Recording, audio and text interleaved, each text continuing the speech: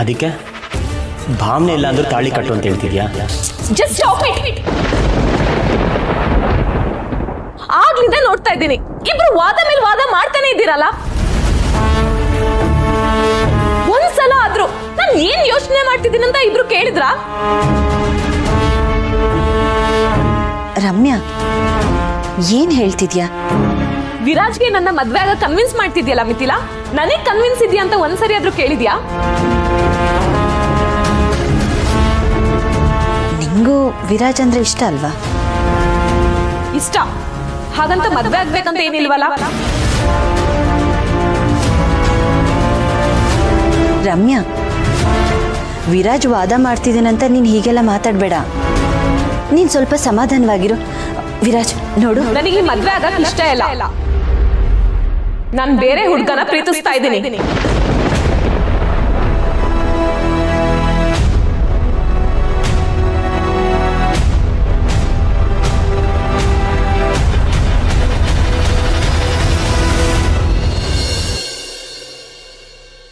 ದತ್ತು, ಮೊಬೈಲಲ್ಲಿ ಚಾರ್ಜ್ ಇಟ್ಕೊಂಡಿದ್ಯಾ ತಾನೆ? ಮಲ್ಲಿ ಫೋನ್ ಮಾಡಿದ್ರೆ ಟಕ್ಕಂತ ಸಿಗಬೇಕು. ಅಮ್ಮ, ಯಾಕಷ್ಟು ಹೆದರ್ತಾ ಇದೆಯಾ?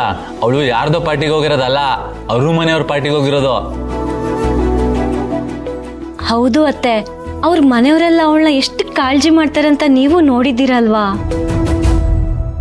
ಅವಳ ಅಣ್ಣ ಸರು, ಮಿಥಿಲಾ ಮೇಡಮ್ ತುಂಬಾ ಒಳ್ಳೆಯವರು. ಹೌದು ಕಣೆ, ಆದರೂ ರಾತ್ರಿ ಹೊತ್ತು ಮನೆ ಮಗಳು ಅಲ್ಲೆಲ್ಲೋ ಇದ್ದಾಳೆ ಅಂದರೆ ಭಯ ಆಗಲ್ವಾ? ಹೌದಮ್ಮ, ಭಯ ಆಗುತ್ತೆ. ಆದ್ರೆ ಅಕ್ಕ ಅಲ್ಲಿ ಸೇಫ್ ಆಗಿದ್ದಾಳೆ. ಹಾಗೇನಾದ್ರೂ ತುಂಬಾ ತಡ ಆದ್ರೆ ನಾನೇ ಹೋಗಿ ಕರ್ಕೊಬರ್ತೀನಿ. ಹ್ಞೂ, ನೀ ಹೇಗೋ ಕರ್ಕೊಂಬರ್ತೀಯ? ವಿಶ್ವ ಬೈಕ್ ತೊಗೊಂಡೆಲ್ಲೋ ಹೋಗಿದಾನಲ್ಲ. ಅತ್ತೆ, ಅವ್ರಿಗೆ ಫೋನ್ ಮಾಡಿ ಮಲ್ಲಿನ್ ಕರ್ಕೊಂಬರಕ್ಕೆ ಹೇಳಿದ್ರೆ ಆಯ್ತು. ನೀವು ಗಾಬರಿ ಆಗಬೇಡಿ. ಏನು ಗಾಬರಿ ಆಗೋದು ಬೇಡನೋ ಏನೋ. ನನಗೆ ಬೇರೆ ಇತ್ತೀಚೆಗೆ ಕೆಟ್ಟ ಕನಸು ಬೀಳ್ತಾನೆ ಇರುತ್ತೆ. ಮಲ್ಲಿ ಬೇರೆ ಕೆಲಸ ಅಂತ ಮನೆಯಿಂದ ಹೊರಗಡೆನೇ ಜಾಸ್ತಿ ಇರ್ತಾಳೆ. ನಾನು ಆರಾಮಾಗಿ ಹೇಗಿರಲಿ ಹೇಳಿ ಪುಷ್ಪ? ಅಕ್ಕ ಎಷ್ಟೊತ್ಕಾದ್ರೂ ಬರ್ಲಿ, ನಿನಗೆ ಮುಖ ತೋರಿಸಿನೇ ಮಲ್ಗ ಕೇಳ್ತೀನಿ. ಆಗ ನಿಂಗೂ ಸಮಾಧಾನ ಅಲ್ವಾ? ಸದ್ಯ ಅಷ್ಟು ಮಾಡಪ್ಪ. ಅಕ್ಕ ಬರೋವರೆಗೂ ನಾ ಮಲಗಲ್ಲ, ಓದ್ತಾ ಇರ್ತೀನಿ. ಅವಳು ಬಂದಿದ ತಕ್ಷಣ ನಿಂಗೆ ಹೇಳ್ತೀನಿ, ನೀನು ಆರಾಮಾಗಿ ಊಟ ಮಾಡಿ ಮಲ್ಕೋ. ನನಗೆ ಯಾಕೋ ಊಟನೇ ಸೇರ್ತಿಲ್ಲ ಕಣೋ. ನೀವಿಬ್ರು ಊಟ ಮಾಡಿ,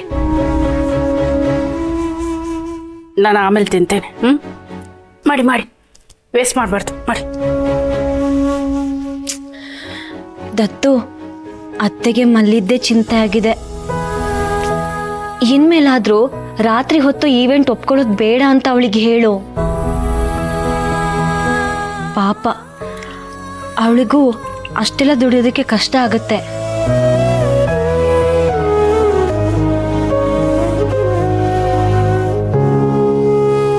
ಅವಳು ದುಡಿಲಿಲ್ಲ ಅಂದರೆ ನಿಮ್ಮ ಆರೋಗ್ಯಕ್ಕೂ ಕಷ್ಟ ಆಗುತ್ತಲ್ಲ. ಅದಕ್ಕೆ ಹಣ್ಣು ನಂಬ್ಕೊಂಡಿರೋಕ್ಕಾಗಲ್ಲ.